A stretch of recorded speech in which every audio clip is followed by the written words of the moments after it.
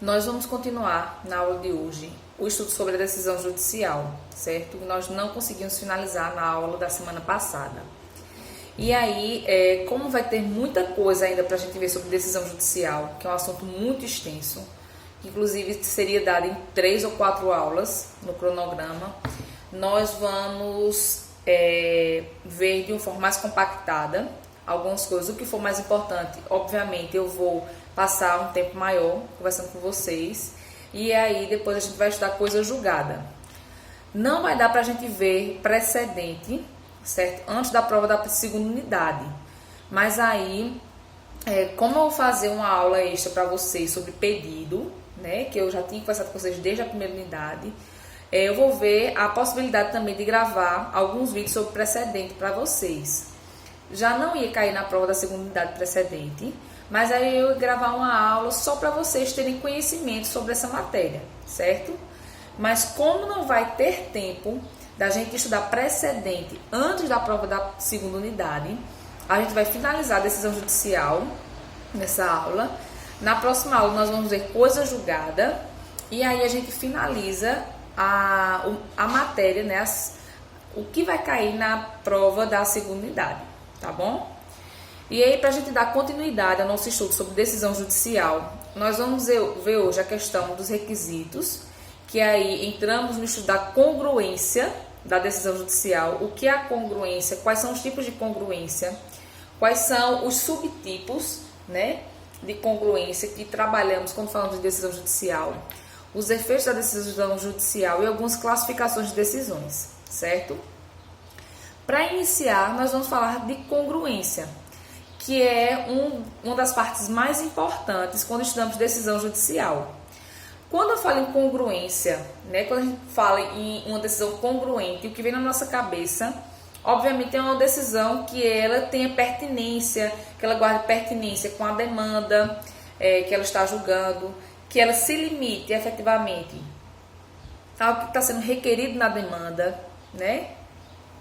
Que o juiz ele não extrapole nem se omita a decidir nada do que foi requerido nos autos, né? Então, uma decisão congruente é justamente uma decisão que ela se adequa ao que está sendo proposto na petição inicial e o que foi contraposto na defesa. Isso aí em linhas gerais, para a gente ter uma ideia geral do que é essa congruência. Mas a congruência da decisão judicial, ela se divide em dois tipos. A congruência externa e a congruência interna. A congruência externa é quando nós falamos efetivamente da congruência objetiva e subjetiva. É dos efeitos que essa decisão faz afora a própria decisão. Quais os efeitos que ela vai produzir em relação a pessoas e aos fatos e os fundamentos, efetivamente, que ela vai abarcar, certo?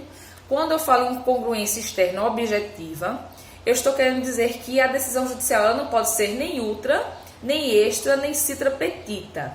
E aí nós vamos estudar o que é cada tipo de decisão dessa. Quando eu digo que a decisão ela tem que ter congruência externa subjetiva, eu estou querendo dizer que ela só pode atingir aquelas pessoas que participaram ativamente do processo, que tiveram a oportunidade de exercer o contraditório e a ampla defesa dentro do processo judicial, certo? Então, é a extensão que aquela decisão ela pode tomar de acordo com os limites da demanda. Quando eu falo em congruência interna, eu estou falando nos elementos intrínsecos da decisão judicial. E aí eu estou falando em certeza, liquidez, clareza e coerência. É justamente os elementos que têm que existir no próprio texto da decisão, né, para que ela seja compreensível e seja válida. E nós vamos estudar também detidamente cada um desses aspectos da congruência interna. E aí, na congruência externa, sobre esse tipo de congruência, nós temos o artigo 141 do CPC, que diz que o juiz decidirá o mérito nos limites propostos pelas partes, sendo-lhe vedado conhecer de questões não suscitadas a cujo respeito a lei exige iniciativa da parte. Então, nesse artigo 141, a gente já percebe que o juiz ele tem uma limitação para poder proferir a decisão. E essa limitação é justamente a moldura trazida na petição inicial, certo? Na demanda, e também o contradireito trazido na defesa do réu. O juiz não pode sair desses limites, regra geral, né? Nós vamos ver algumas exceções. Mas, regra geral, o juiz não pode sair dessa limitação, desses limites. E esse limite é dado pelas próprias partes, certo? O artigo 492 do CPC diz que é vedado ao juiz proferir decisão de natureza diversa da pedida, bem como condenar a parte em quantidade superior ou em objeto diverso do que lhe foi demandado. E aí nós vemos um caso de decisão extrapetita, né? Nós vamos entender o que é uma decisão extrapetita, porque ela se diferencia da ultrapetita. Qual é a diferenciação, ponto-chave que diferencia esses dois tipos de decisão. E falando da congruência externa objetiva, nós entramos no estudo das decisões ultrapetita, citrapetita e extrapetita. A decisão ultrapetita é aquela decisão que concede à parte mais do que ela pediu, aquela decisão que analisa não apenas os fatos essenciais postos pelas partes, como também outros fatos essenciais que não foram levantados pelas partes e que devem ser apresentados por iniciativa das partes, por provocação das partes e não de ofício pelo juiz.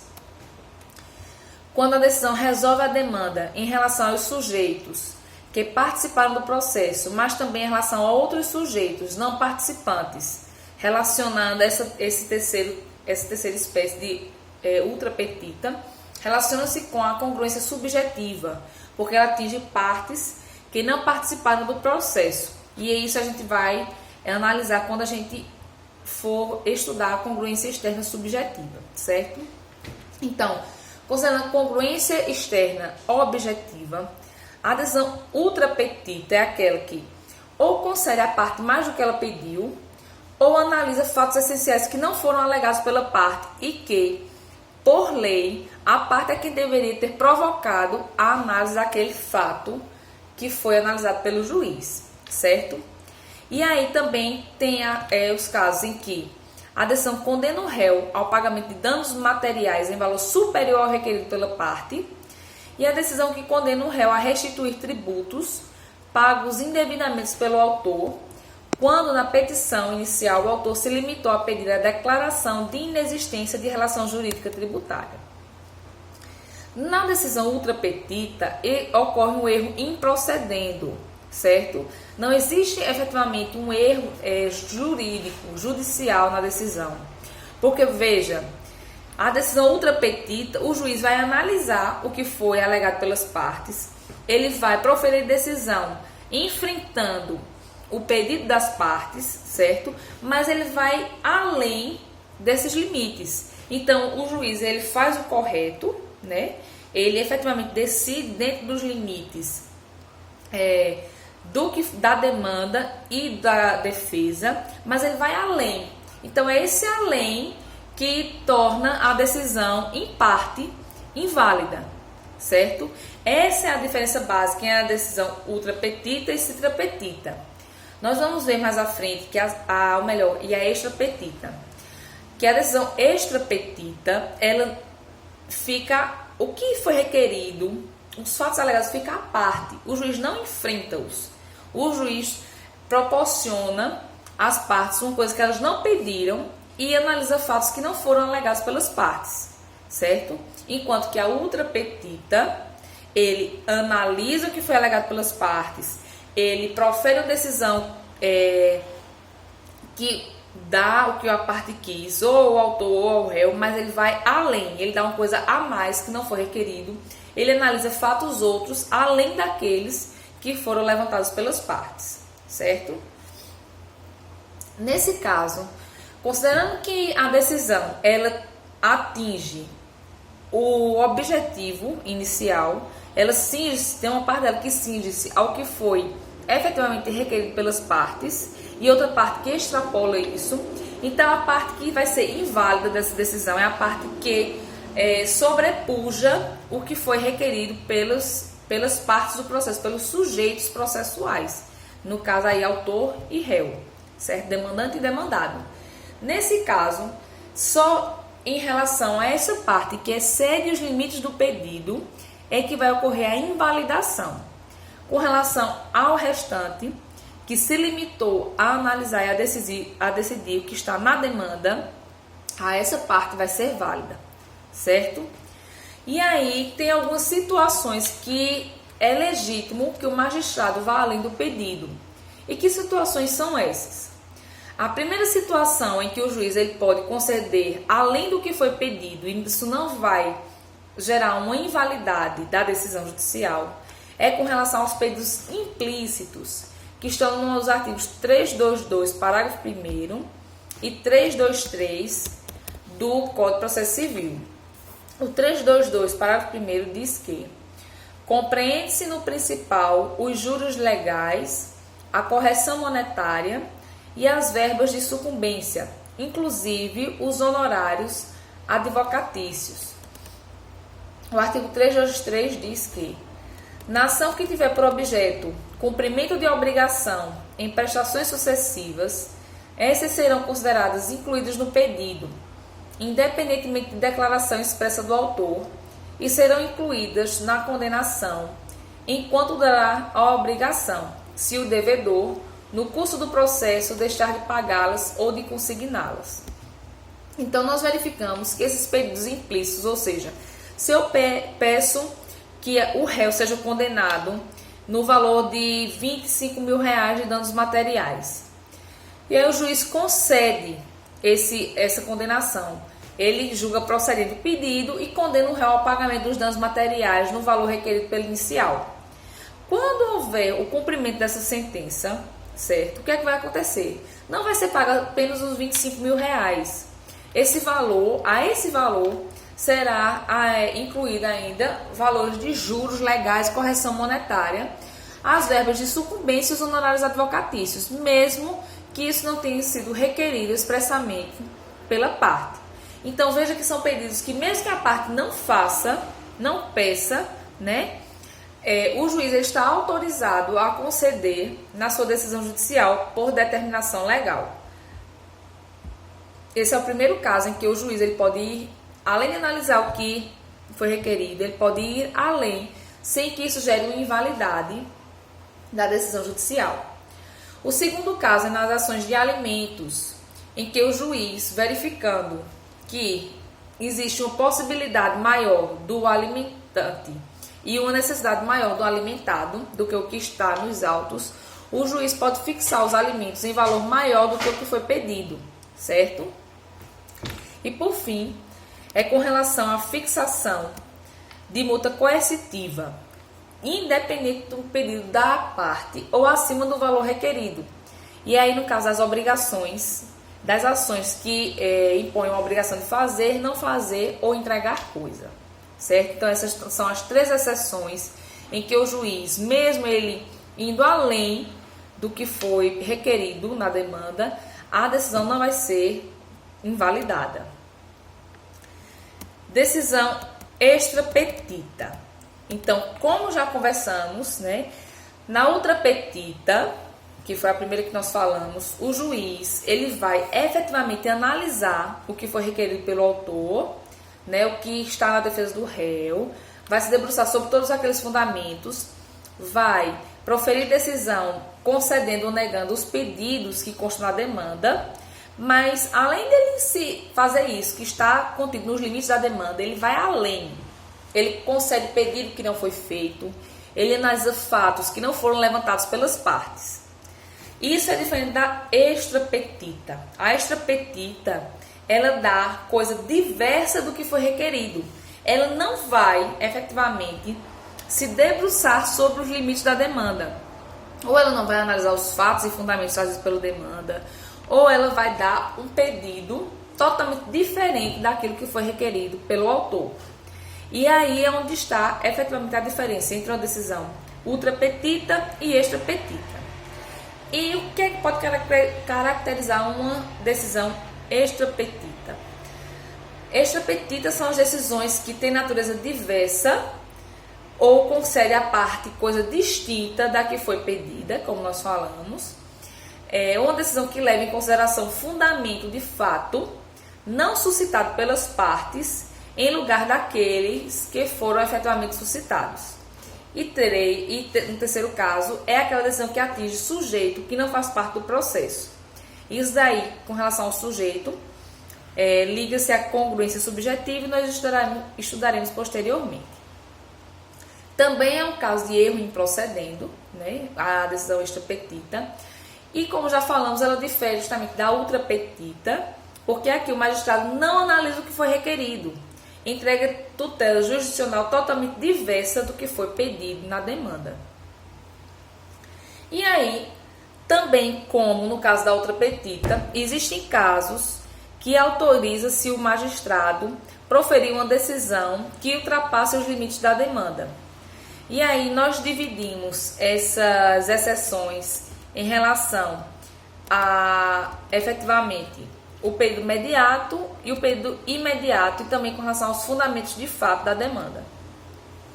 Com relação ao pedido imediato, vocês tiveram aula com outro professor, nós vamos ver na nossa aula sobre pedidos. O que é o pedido imediato e o pedido imediato? É o seguinte, você pede numa ação de indenização que seja pago o valor, sei lá, como eu falei, de R$25.000 por danos materiais, certo? E aí, o que você quer é o bem da vida.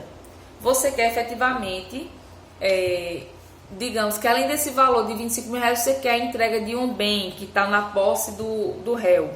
Além dessa condenação em danos materiais, você requer que seja devolvido um bem que está na posse do réu. E aí, o pedido imediato é o bem da vida que você quer. É a indenização que você está requerendo, é o ressarcimento por um prejuízo que você sofreu e o retorno do status quo ante daquela coisa que está em posse do réu indevidamente. Então, é o bem da vida, né? O pedido efetivamente que você quer é o pedido imediato, certo? Pedido imediato é o bem da vida que se requer. É efetivamente ao ressarcimento, efetivamente o retorno ao status quo ante daquela coisa, certo? Pedido imediato. Já o pedido imediato é a forma como você vai conseguir chegar àquele bem da vida que você pretende. E aí são os meios, né, que o Poder Judiciário ele pode fornecer à parte para que ela tenha efetivamente atingido aquela tutela jurisdicional tão pretendida quando ela entra com uma ação judicial. E aí, com relação ao pedido imediato, o artigo 84 do Código de Defesa do Consumidor e o artigo 536, parágrafo 1º do CPC, autorizam que o magistrado adote a melhor medida para assegurar o resultado prático requerido pela parte. Então, nós verificamos aí que nesses casos, né, em que a parte quer o bem da vida, quer o resultado prático final para se atingir aquilo que ele efetivamente deseja com aquela ação judicial, em determinados casos, o juiz ele pode autorizar que se adote a melhor medida para se assegurar aquele resultado prático, independente de que medida for essa, né? Porque o autor pode ter pedido uma medida X, mas, diante das circunstâncias do processo judicial, o juiz verifica que a medida Y é mais adequada, é mais eficiente para se atingir aquele bem imediato que se requer, certo? E aí, vamos dar uma olhadinha no artigo 84 do CDC.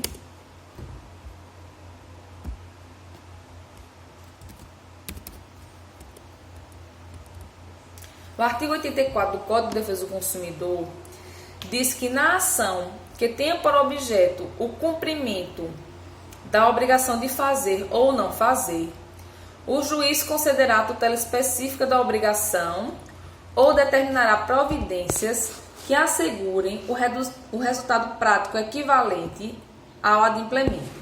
Então, o que o consumidor quer é o adimplemento daquele contrato de consumo.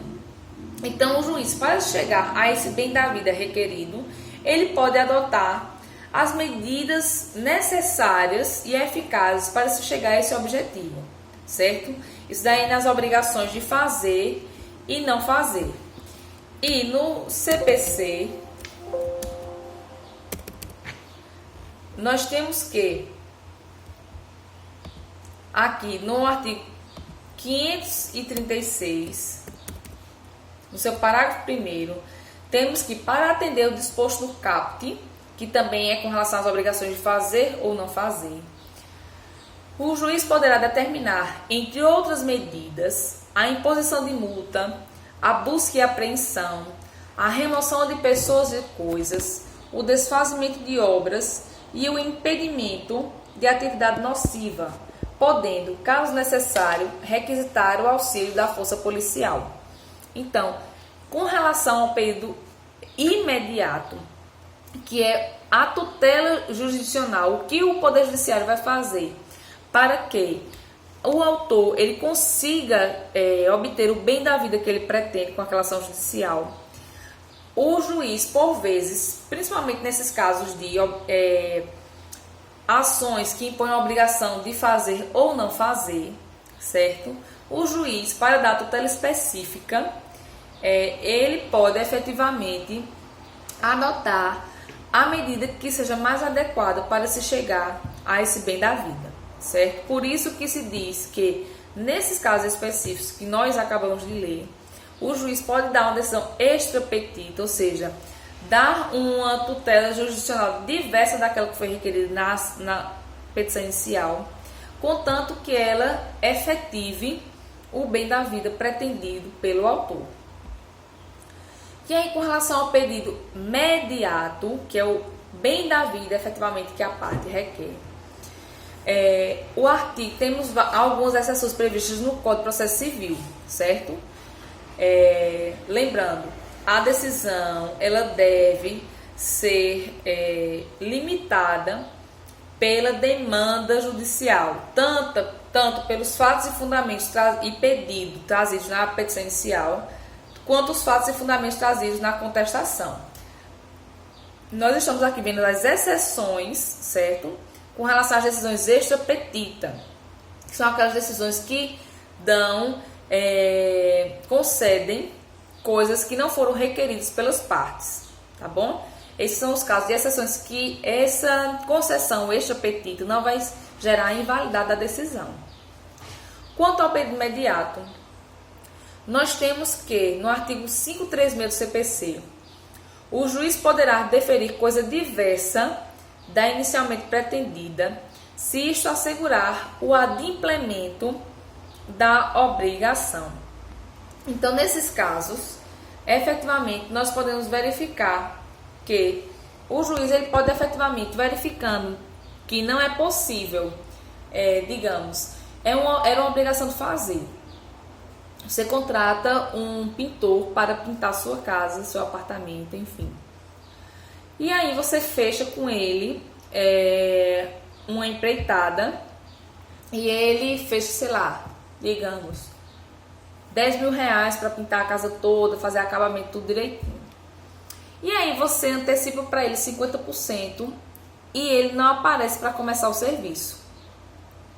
E aí você entra com a ação judicial de obrigação de fazer, para que a justiça determine que ele é obrigado a efetivamente cumprir aquele contrato. O que você pretende é que seja realizada uma obrigação de fazer, né? Você quer que efetivamente aquela pessoa que se comprometeu a prestar o serviço de pintura, efetivamente pinte a sua casa, o seu apartamento, enfim, faça o acabamento de acordo com o que está no contrato.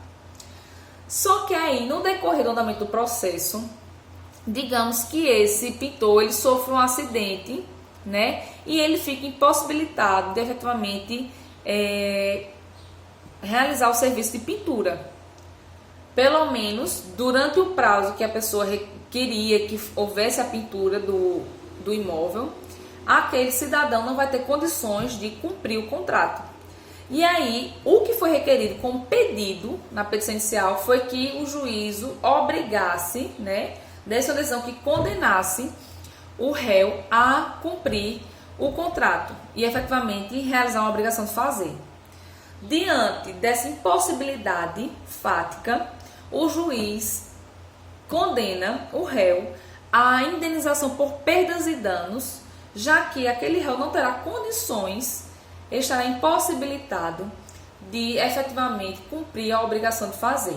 Então, nesse caso, verifique que foi modificado o pedido mediato, porque o bem da vida requerido, o resultado prático requerido pela parte, era que aquele pintor pintasse o imóvel. Só que, diante dessa impossibilidade, o juiz concedeu um outro bem da vida, um outro resultado prático, que foi converter a obrigação de fazer em perdas e danos, certo? O artigo 554 do Código de Processo Civil trata da fungibilidade das demandas possessórias. E aí, vai mudar também o período mediato, por quê? Às vezes, a pessoa entra com ação, uma ação possessória de reintegração, mas na verdade não é uma ação de imissão na posse, porque na verdade aquela pessoa nunca teve a posse direta do imóvel, não obstante já ter a posse indireta.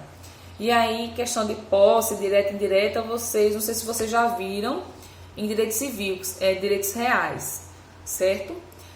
A pessoa compra um imóvel, certo? E aí faz toda a transação, faz a escritura pública, registra no seu nome, tá tudo direitinho. E aí ela vai lá, analisa, olha o terreno, tudo bonitinho. Só que ela nunca ingressou na posse, de fato. Ela tinha a posse indireta, porque fez todo o trâmite, né? Se mostra como dono, mas efetivamente nunca foi para o imóvel, nunca estabeleceu residência, não ia lá todo dia, não, efetivamente comprou o imóvel, foi só olhar o imóvel para comprar, fez os trâmites legais, mas nunca adentrou na posse direta do imóvel. E aí vem uma pessoa e ingressa na posse desse imóvel, na posse direta, de forma injusta, certo? Uma posse injusta. E aí, essa pessoa que comprou diz, não, eu quero a reintegração de posse porque eu fui esbulhado da minha posse. E aí, quando o juiz verifica os fatos, ele diz, não, essa pessoa é proprietária, mas nunca ingressou na posse do imóvel. Ela tem que requerer uma imissão na posse para iniciar a posse desse imóvel. Então, ela vai fazer uma fungibilidade das ações possessórias para transmudar a ação de reintegração de posse para uma ação de imissão na posse, certo? E aí, nesse caso, também vai mudar o bem da vida pretendido, porque aí vai mudar de um resultado prático de ser reintegrado na posse para um pedido, né? Um bem da vida, um resultado prático de ser inserido na posse pela primeira vez. O terceiro caso de exceção que nós encontramos no CPC é do artigo 142, que é no caso de simulação ou colusão entre as partes, onde quando o juiz ele verifica que existe simulação ou colusão entre as partes para efetivamente burlar a lei, certo?